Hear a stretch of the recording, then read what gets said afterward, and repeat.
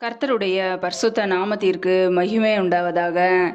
தேவன் அருளியப்போ மினிஸ்ட்ரி மூலமாக உங்களோடு தொடர்பு கொள்வதிலும் இந்த மகிழ்ச்சி அடைகிறோம்.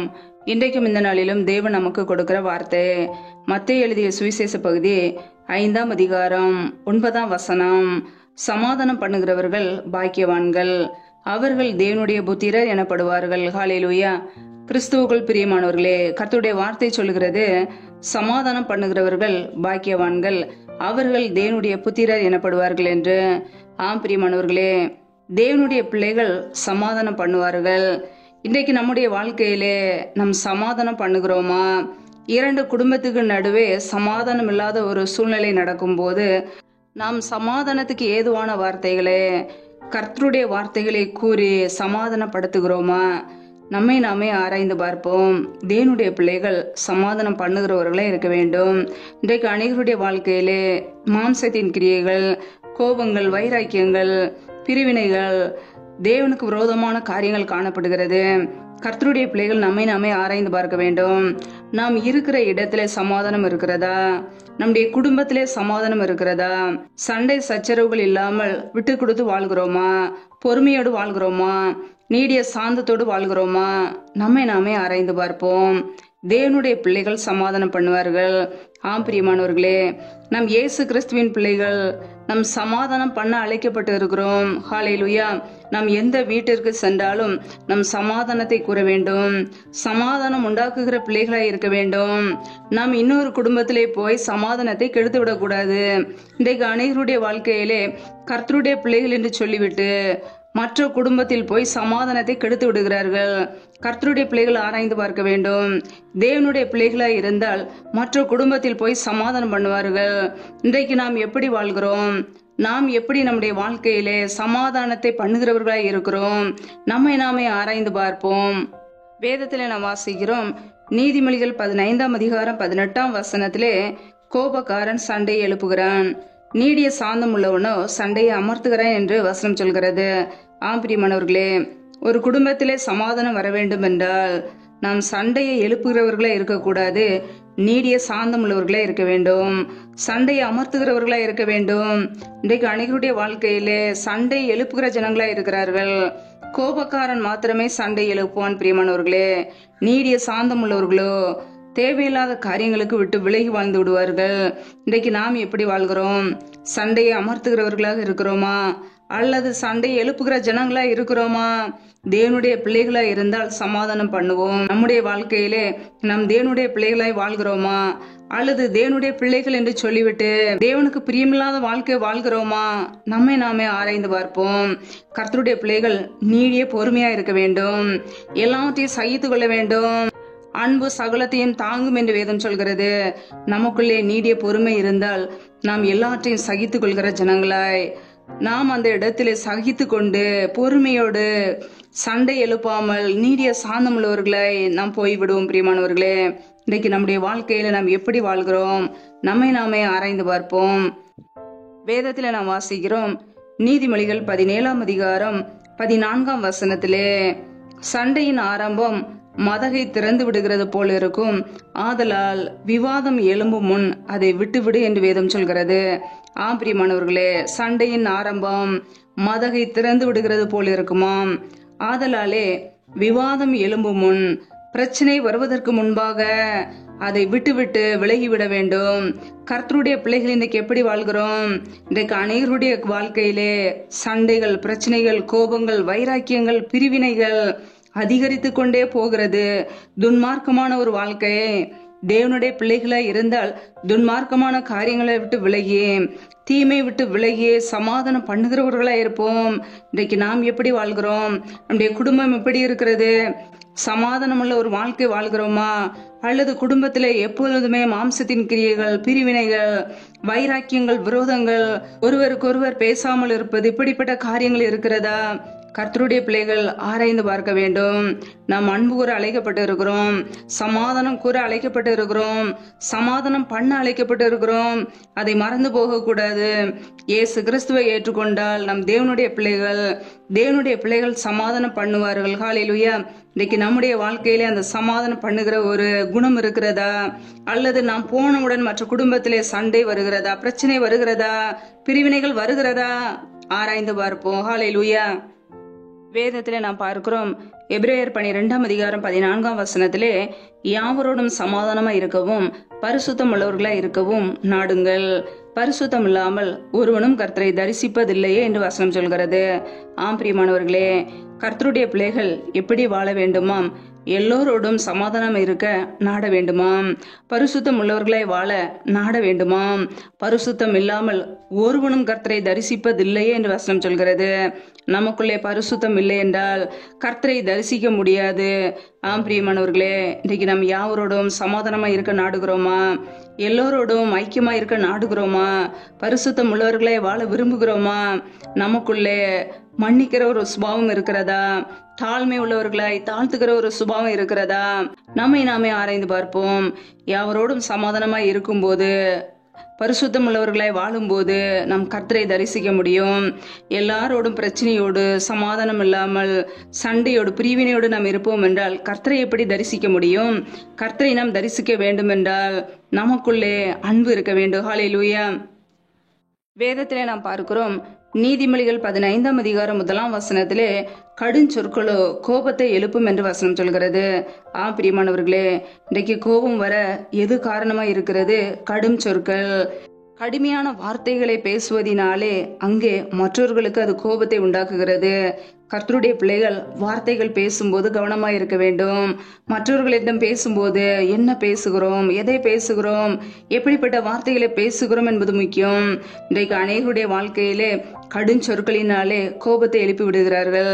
தேவையில்லாத வார்த்தைகளை பேசி மற்றவர்களை கோபப்படுத்துகிறார்கள். கர்த்தருடைய பிள்ளைகள் அப்படிப்பட்ட வார்த்தைகளை பேசக்கூடாது. மற்றவர்களுக்கு கோபத்தை உண்டாக்குகிற வார்த்தைகளை பேசக்கூடாது. கடுஞ்சொற்களே கோபத்தை எழுப்புகிறது. அப்படிப்பட்ட காரியங்களிலிருந்து நம்மை நாமே ஆராய்ந்து பார்த்து நம்முடைய வார்த்தைகளை நாவடக்கத்தோடு பேச நாம் கற்றுக்கொள்ள வேண்டும். ஹல்லேலூயா. வேதத்துல நாம் பார்க்கிறோம், நீதிமொழிகள் 30:33 பாலை கடைதல் வெண்ணையை பிறப்பிக்கும், மூக்கை பிசைதல் இரத்தத்தை பிறப்பிக்கும், அப்படியே கோபத்தை கிண்டி விடுதல் சண்டையை பிறப்பிக்கும். ஆம் பிரியமானவர்களே, கோபத்தை கிண்டி விடுதல் சண்டையை பிறப்பிக்கும். ஏன் இன்றைக்கு அநேகருடைய குடும்பங்களிலே சண்டை வருகிறது? கோபத்தை மறந்து விட்டு விடாமல், அதை மறக்காமல், அதை அப்படியே நாளுக்கு நாள் அதிகமாக்கி சண்டையை உண்டு பண்ணுகிறார்கள். கோபத்தை கிண்டி விடுவதினாலே சண்டை பிறப்பிக்கிறது. நம்முடைய வாழ்க்கையிலே கோபம் கொண்டாலும் நாம் பாவம் செய்யாமல் இருக்க வேண்டுமாம். சூரியன் மறைவதற்கு முன்பாக நம்முடைய வாழ்க்கையிலே நம்முடைய எரிச்சல் தனியே கடவுது என்று வேதம் சொல்கிறது. பிரியமானவர்களே, எல்லாருடைய வாழ்க்கையிலுமே கோபம் வரும். குடும்பத்திலே பல சூழ்நிலைகளிலே கோபமான காரியங்கள், வார்த்தைகள் வரும். ஆனால் அதை சூரியன் மறைவதற்கு முன்பாக நாம் மன்னித்து விட வேண்டும், மறந்து போய்விட வேண்டும். நம்முடைய எரிச்சல் தணிந்து விட வேண்டும்.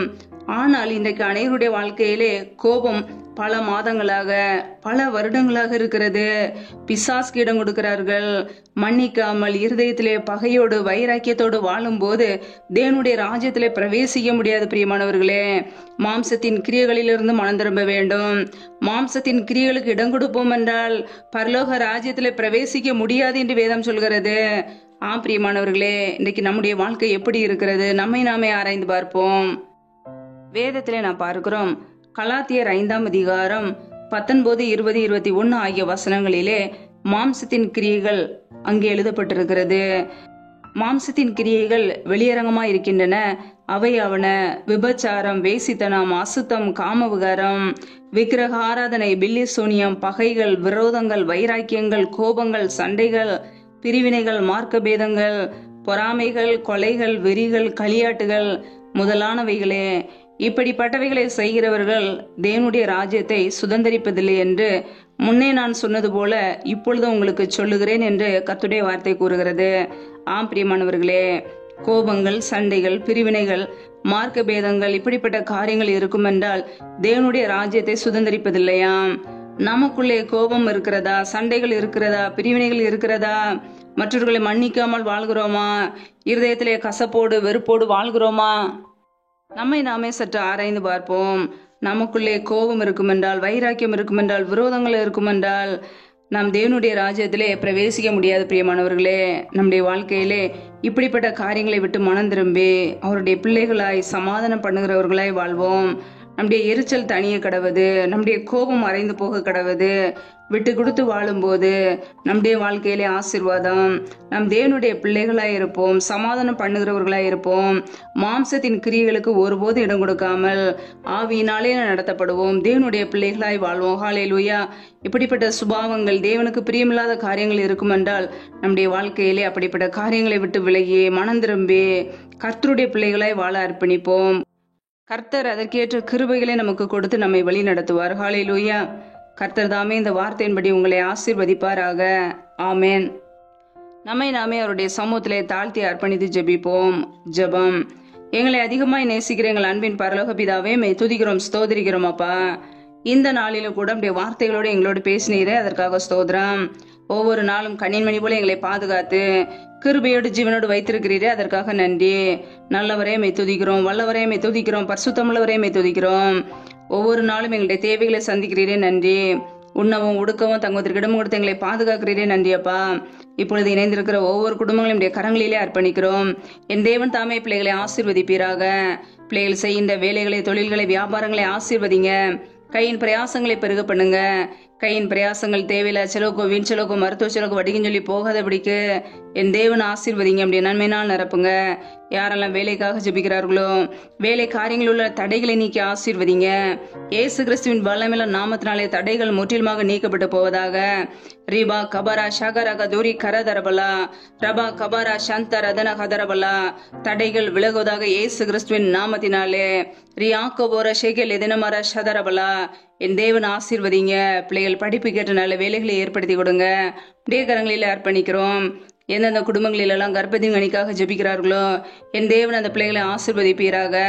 பிள்ளைகள் கர்த்தரால் வரும் சுதந்திரம், கர்ப்பத்தின் கனி அவரால் கிடைக்கும் பலன் என்று வேதத்திலே வாசிக்கிறோம். என் தேவன் ஆசீர்வதிங்க.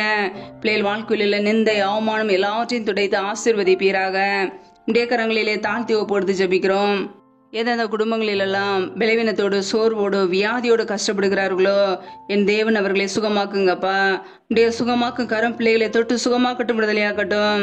பலவீனத்திலே உடைய பலன் பரிபூரணமாய் விளங்கட்டும். வார்த்தையை அனுப்பி குணமாக்குகிற தேவன் பிள்ளைகளை சுகப்படுத்துங்க, பலப்படுத்துங்க. உடைய கரங்களில அர்ப்பணிக்கிறோம். எந்தெந்த குடும்பங்களிலெல்லாம் கணவன் மனைவிக்கிடையே பிரிவினையோடு, பிரச்சனையோடு வாழ்கிறார்களோ, என் தேவன் அந்த குடும்பத்திலே சமாதானத்தை கொடுங்கப்பா. தேவையில்லாத பிரச்சனைகளை நீக்கி ஆசீர்வதிங்க. பிசாசின் கிரியைகளை அழித்து சமாதானத்தை கொடுங்க, சந்தோஷத்தை கொடுங்க. இந்த குடும்பங்கள் எல்லாம் இணைக்கப்படட்டும், கட்டப்படட்டும். ஆசீர்வதிங்க, பலப்படுத்துங்க. எந்தெந்த குடும்பங்களில் எல்லாம் திக்கற்றவர்களாய் தனிமையோடு வாழ்கிறார்களோ, கணவரால் கைவிடப்பட்ட ஒரு சூழ்நிலையிலே யாருமே இல்லாமல் கஷ்டப்படுகிறார்களோ, என் தேவன் அவர்களுக்கு உதவி செய்யுங்க. திக்கற்றவர்களுக்கு நீரே சகாயர். என் தேவன் மாத்திரமே உதவி செய்ய முடியும். பொருளாதார தேவைகளை சந்திங்க, படிப்பு காரியங்களை சந்திங்க, பண தேவைகளை சந்திங்க. ஆசீர்வதிங்க. அப்படியே நன்மையினால் நிரப்புங்கப்பா. ஒவ்வொரு குடும்பங்களையும் ஆசீர்வதிப்பீராக. அப்படியே வல்லமையினால் நிரப்புவீராக. என் தேவனுடைய கரம் ஒவ்வொரு குடும்பங்களையும் ஆசீர்வதிக்கட்டும். சத்துரு கொண்டு வருகிற எல்லா போராட்டங்களுக்கும், பிரச்சனைகளுக்கும், மரண பயங்களுக்கும், இருளின் அதிகாரங்களுக்கும், ஆபத்துகளுக்கும், நாச மோசங்களுக்கும், தீமைகளுக்கு விலக்கி எங்களை பாதுகாத்துக் கொள்ளுங்கப்பா. அப்படியே ரத்த கோட்டைகளை எங்களை அர்ப்பணிக்கிறோம். அப்படியே கிருபைகளை அர்ப்பணிக்கிறோம். தாழ்த்தி ஜெபிக்கிறோம் அப்பா. நீரே எங்களுக்கு அடைக்கலம், நீரே எங்களுக்கு கோட்டை. நாங்கள் நம்பி இருக்கிறவர் நீர் ஒருவர் மாத்திரமே. முற்றிலுமாக தாழ்த்துகிறோம். எல்லா துதி கன மகிமையெல்லாம் ஒருவருக்கே செலுத்துகிறோம். ஏசு கிறிஸ்துவின் மூலம் ஜெபிக்கிறோம், ஜீவனுள்ள நல்ல பிதாவே. ஆமேன். கர்த்தர் தாமே உங்களையும் உங்கள் குடும்பங்களையும் ஆசீர்வதிப்பாராக. ஆமேன். Thanks for watching. Please subscribe our channel. Click the like and share. Click the bell. God bless you.